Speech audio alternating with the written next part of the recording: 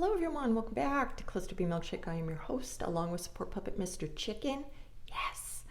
Today we're going to talk about how I experienced my false self. Took notes from Sam Vaknin's channel on his interpretation, how he experiences his false self. I wrote down what he said, and then I wrote down my thoughts on how I feel about my false self. So there you will see the comparisons. I also have antisocial personality disorder and psychopathy traits that I say traits and I got the score. Okay. But the thing is, to me, I don't feel like this is, some things are fixed and some things are fluid, I believe. I get to believe whatever the fuck I want to believe. All right. So he says that the false self is an alien experience. He says he doesn't have the false self has him. He feels like he is a hostage of this entity. Now, I have different thoughts on this, but we're going to get down to it below. He invented the false self by the age of 4. The false self was protecting him. It took over his life and became him. It is a horrifying experience. You vanish into a cloud of non-being. Now, as a kid, I see it as escapism, a world of make-believe. I was always performing or rebelling. So I'm not quite sure how I felt way back then, because children, they lose their self in make-believe. So I just never crawled out of that mindset. I think it's fucking cool being here in that mindset where everybody grows up and I get to be Peter Pan forever. Anyway, he says, I always felt like a black hole. The false self became my enemy. The false self was everything I wanted to become, everything my mother wanted me to be. Now, a little bit of this sounds contradictory. One's an enemy and one is a protector. I always feel like it is my protector. Anything that is soft mushify inside is protected. And I have an attack dog. And some of you will call it a demon, a monster, whatever. But I feel like this is, the adults in my life didn't protect me. So I had this protecting me from them, from the world, from me crumbling into nothingness most of the time. And where he says that his mother, whatever his mother wanted me to become, that sounded more like what my sister was going through, where nobody told me to be anything. I was alone to figure things out on my own. My grandfather would put me into flute private lessons. He was into tennis. He wanted me to be a tennis player. But I never thought do this thing to get his love. I just felt like he was the only one guiding me into trying different things. And if you know kids who have ADHD, they'll have things that they're hyper-focused on for their own. Otherwise, we'll just sit and fucking daydream all day. So he was kind of pushing me into trying out different things. I did use these skills later on in junior high school, joining band, or every school that I ever went to, they wanted me to be on the tennis team, but me being the loner that I am, I'm like, no, the fuck, no. But I was good. All right. My mother also put my sister and I into classes, dance classes, accordion, like motherfucking Weird Al Yankovic shit, beauty school, but that, I did not like it. I did not like being there. I did not like doing these things. I wanted to sit in my room, draw, create stories, play, super secret, super spy, all this shit. Roller skate. He said, I woke up one day and I died. I just felt that I was always looked through. So I was always trying to get attention. I was demanding. My aunt told me as a little child, I was very demanding. Look at me, do, type shit. I would put on dance shows with my sister. My grandmother was always taking pictures of us. We would play dress up and things like that. So just like kids doing regular kid stuff, I just stayed in that mode of, pretend. And I get to pretend that I am indestructible. I was very controlling when I was little. I would punish people when I was little. I would lead, manipulate in my favor, and cause chaos with people who defied me. He said, today it is as if I'm behind a glass darkly. I'm only an observer of my own life. Yes, I agree with this too. You don't feel like you're authentically participating in the lives of others, but you're performing. And, we want to get, yay, you're doing a good job, right? He says, when people expose him with reality, meaning his behaviors, he feels shamed. For me, I don't have time to feel any shame. I just react automatically. So that is my protective side coming out and attacking the threat. It's always reacting. And one thing that has helped me on this life journey is to be less reactive. But, that's another video. He says, the voice wants him dead, exposing his false self because feeling the shame would feel like a death. Yes, only in the past few years have I had micro moments of feeling shame, and it's not my cup of tea. So I never allow myself, my protector is making sure that I'm not going to feel any shame. Even trying new things to be a better human for society and things like that. I find that there's no fucking point. There's no point into going into some sort of shame spiral, on the daily. I think that classical narcissistic people may experience this, but no, bro, why? Why do I have to feel shit about myself? Why not dissect what's happening and then, switch it up to create a better environment for me and everyone around me? And also, I will get what I want in life, but in a positive manner. Why suffer? Okay.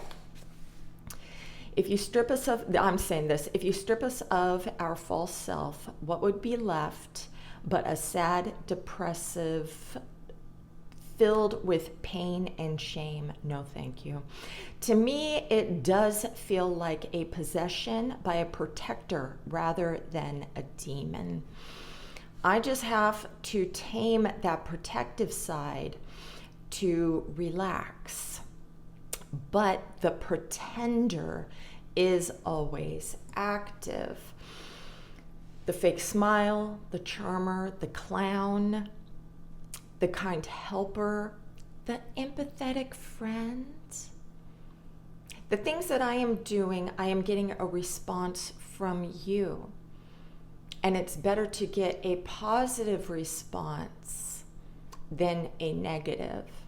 Now remember, I understand everything about the dark side of narcissism and all these things, but I'm just saying what benefits me can benefit the whole. And we don't have to, destroy everything, but it does take self-reflection. I do believe a lot of people are waking up. So there's way too much social media out there. I just hope you guys are turning away from the evil shit that's always being planted in your head. Get over to the light, okay? Get back to the light, all right? He says everything is a fantasy, a piece of fiction. We just masquerade as presence. So when you say that you want to fix your narcissist, there's nothing there to fix. To me, therapy is to help the narcissist blend in better with the humans, like a robot adapting.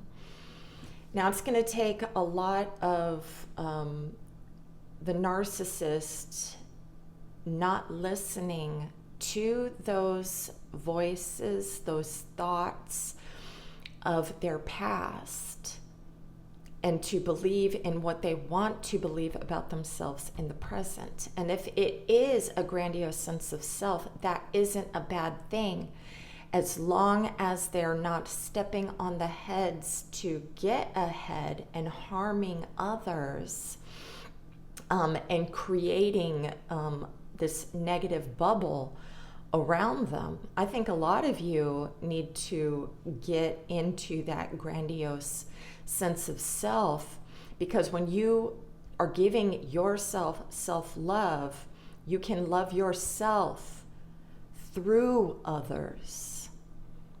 What you give to yourself, you can give to others. And they can reject it if they want. And you don't have to keep trying to spoon feed them, no, you're taking, and you're going to be fucking okay with it. Okay? All right. He says, but we're never really there. He says that there's no love without presence. And this is why it's so important. I have said in the past that there are small present moments where I can have and feel a connect with my person. It's just I was never able to hold on to those things. There's too much getting in the way up here. So you have to be so solid in this new way of thinking about yourself when somebody's trying to kick the door in to say, no, you're no. You have to stand very firm in this new belief about you.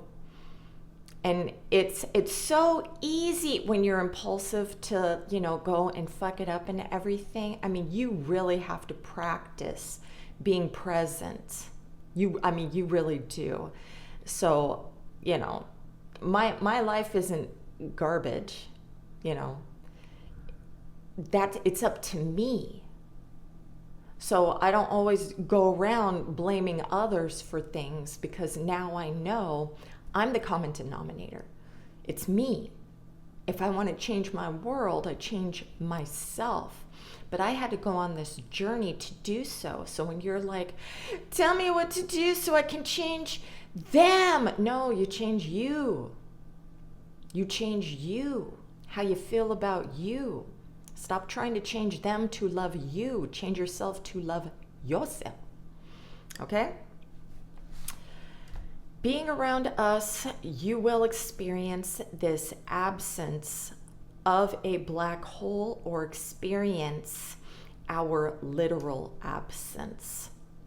So this is why I would be attracted to my kind. We either accept this about ourselves, or we punish ourselves through others. So if I can't love myself through somebody else, I'm going to hate myself through somebody else. Through you, through you, through you, through you. I'm going to project how I feel about myself onto you. Okay? Narcissists don't know this. Regular people don't know this. There's only 15% of people in the world, I watch, I'm not making this up, that are actually self-aware that they are the projection seen out in the world. A lot of people are just doing to do. You know, they're living as fucking zombies themselves. They're easily led. So you need to take your power back. You are in control of you. You are in control of your thoughts. You are in control of how you feel about you. You're in control about how you feel about others through you. Okay? All right. Anyways, experiencing the presence of the darkness. If you cannot protect yourself, your own mind, this is when you're going to let somebody who, believes in their emptiness is going to make sure that you're going to be fucking a dark, empty shell too. They have to. This is their projection of themselves. The false self is his firewall against the vast nothingness, and will never let it go. I agree.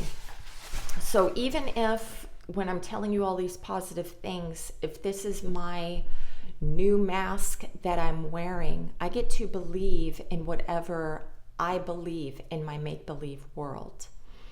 And if you come at me and you're telling me, no, you're nothing, it's because you think you're nothing. And you're projecting that nothingness here, okay? When you see a narcissistic person, or when you've gone through it with a narcissistic person and you're projecting out how evil, dark, you're demon, why are you projecting the thing that, you hate?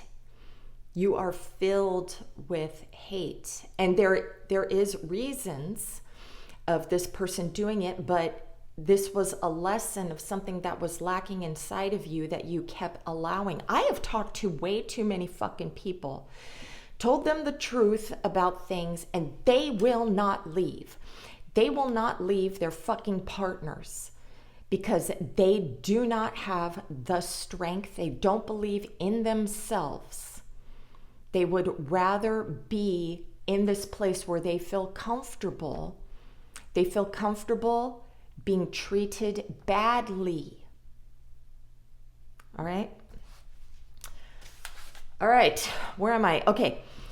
He remembers having a true self before the age of 4. I don't fucking remember none of that shit. His false self could absorb any amount of abuse and negative emotions. Yes, and I would even provoke or transfer it onto others. So the abused becomes the abuser. This is why I say things like, the people that I do care about, I'll take your fucking pain. I'll take it. I'll throw it inside of me and I'll fucking deal with it. And I am, it's loving and everything, but they do have to work on their own shit. They do need to see that they're not fucking garbage. See that they don't need to see like the sky is falling all the time. That they don't need to see, and I'm talking, about myself too, that you have to love me. You have to love me before I give a crumb of fuck about myself or feel like I did a good job. You don't need your parents, your kids, your nobody to tell you that you kicked ass in life. Okay? But I will cheerlead you, and I like being cheerleaded. Now, if I'm telling myself that I deserve to be cheerleaded for all the great things that I'm doing, that is my self-perception. And people shit on a narcissistic person. No, I deserve it. All right. All right. Let's see. He says that his false self is vastly superior, that as a child he couldn't identify with it. I wrote, I believed that I was the false self. I was distracted by chaos to even notice that I was pretending. So, excluding my fantasy world, I mean, I knew that I was making up things, make believe and everything, but yeah, if you're distracted by all these things happening to you, you're just in survival mode the whole time. So I was not fucking conscious of what the fuck my brain was growing into. He says his false self brings him peace because of the protective element. Yes, I do believe this. I agree that I feel indestructible most of the time, but I still have the social anxiety element, always on high alert of my surroundings, and I'm always performing. I can't shut this off. I'm not going to walk around with resting bitch face. I do like being charming, the jokester. I do like these things. These things aren't going away, and I see them as positives. So even if my false self is there for the long haul, I am enjoying this. I like who I am. The part that I need to focus on when working is the reacting to the outside world when you are being, when you're triggering my shit. And I've made videos on narcissistic triggers and everything like that, if you want to look at that. Okay. Then we have, let's see. From, what else did I write? We have to convince you that the false self is who we are through you validating us. Yes. From being rejected and betrayed as children, we believe that this will happen with others. So we punish and reject others before they can do this to us. And this is our avoidant attachment styles. So it is very uncomfortable trying to change our automatic responses. Okay, it is tough. When people say that I'm brave for exposing these things, that's not being brave. Being brave to me, for me, is not trying to fillet your flesh from your face when you are triggering the shit out of me. Me being calm in a triggering moment because I feel weak if I don't destroy you, that's being brave to me. Okay, all right. This doesn't mean that we didn't want to be loved. We just gave up. Feeling bad after being abusive meant he was empathetic and compassionate, which protects him from looking like a lowlife. So he's tricking his brain and gaslighting himself. If he feels bad after being mean, he can, be, oh, I'm sorry, and everything, but it's not real. For me, I am never sorry. I am never sorry. When I do it, I always feel justified.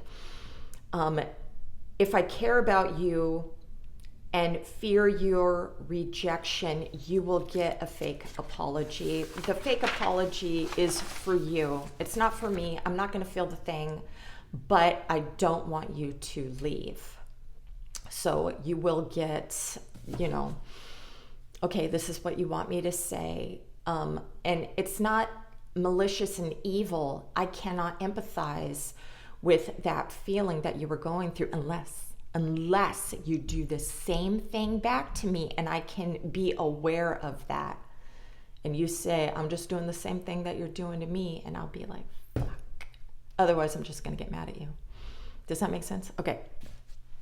He learned as a child how to be hyper aware of his parents' behaviors and took these skills, vetting and psychoanalyzing others, to get into the heads of his victims to control and manipulate them. Yes.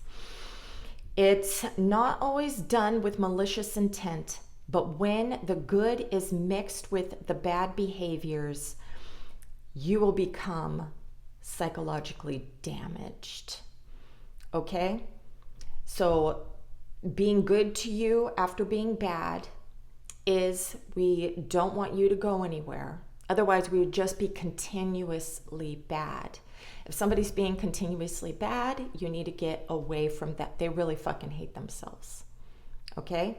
And they're projecting that outward. They're going to hurt the person who will not leave, will not stay, will love them unconditionally, and they don't love themselves.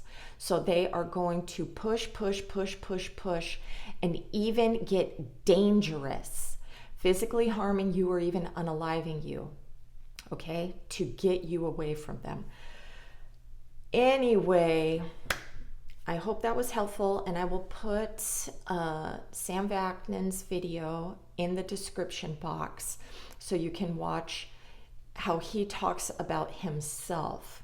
It's the only video I've ever heard him talk about himself, so it's very important for the class who does like him to watch that, and you can understand things that he has gone through. Okay? All right. I hope that was helpful. Have a great day. Namaste.